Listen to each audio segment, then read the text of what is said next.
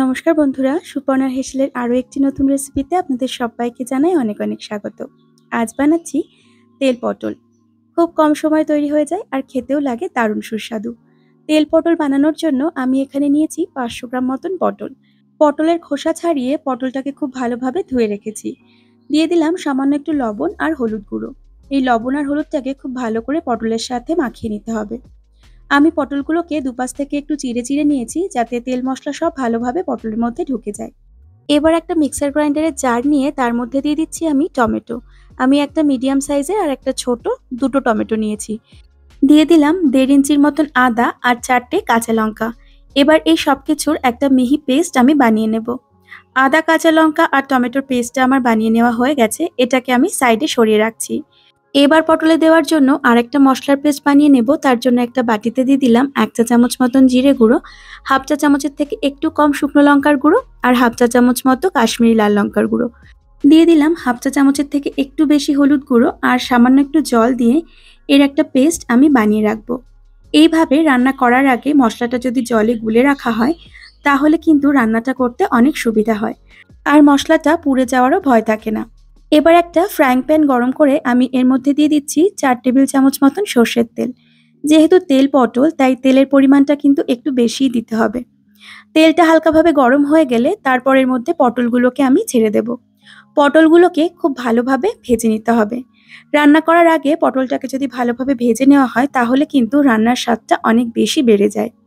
পটলগুলোকে উল্টে পাল্টে একটু লাল লাল করে ভেজে নেব, তবে পটল ভাজার সময় কিন্তু গ্যাসের ফ্লেমটাকে আমি মিডিয়ামে রাখবো।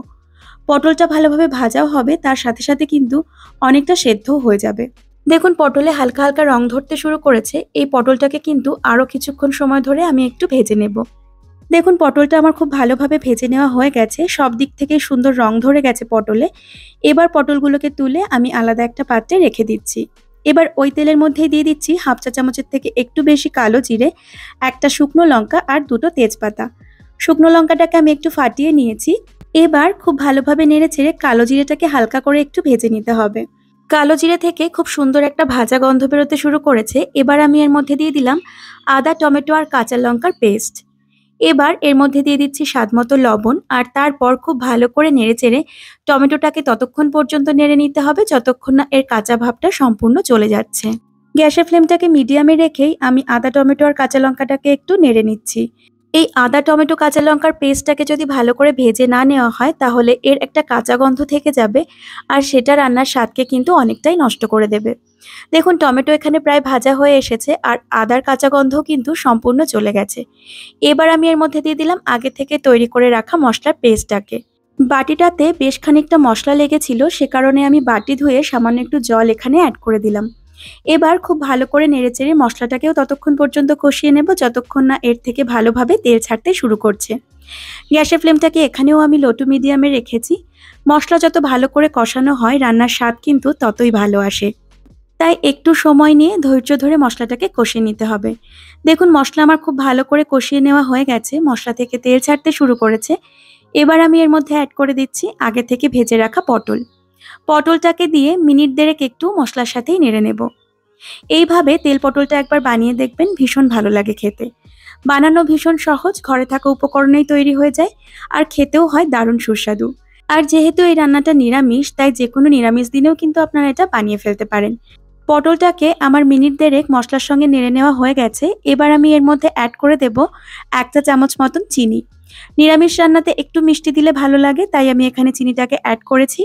আপনি যদি রান্নাতে চিনি ব্যবহার করতে না চান তাহলে এটা স্কিপ করতে পারেন।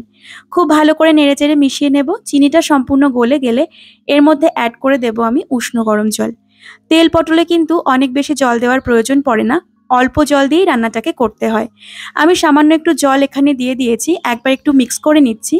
আর যেহেতু পটলটাকে বেশ কিছুক্ষণ ফোটাতে হবে তাই মনে হলো যে আরেকটু জলের প্রয়োজন পড়বে, সে কারণে আরও একটু জল আমি এখানে অ্যাড করেছি।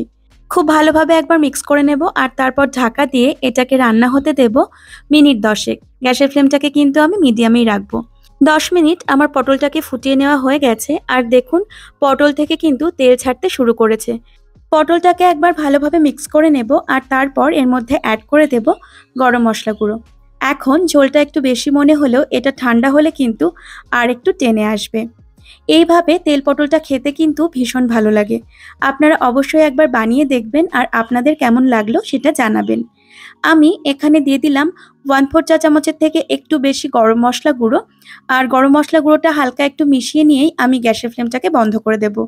তারপর কিছুক্ষণ স্ট্যান্ডিং টাইমে রেখে দিয়ে এটাকে গরম গরম পরিবেশন করব। রেসিপিটি যদি একটুও ভালো লেগে থাকে তাহলে অবশ্যই একটা লাইক করে দেবেন। আর আপনি যদি আমার চ্যানেলের নতুন বন্ধু হয়ে থাকেন তাহলে প্লিজ চ্যানেলটিকে সাবস্ক্রাইব করে আমার পাশে থাকবেন। আমি আবার হাজির হয়ে যাব কাল আরও একটি রেসিপি নিয়ে। ধন্যবাদ।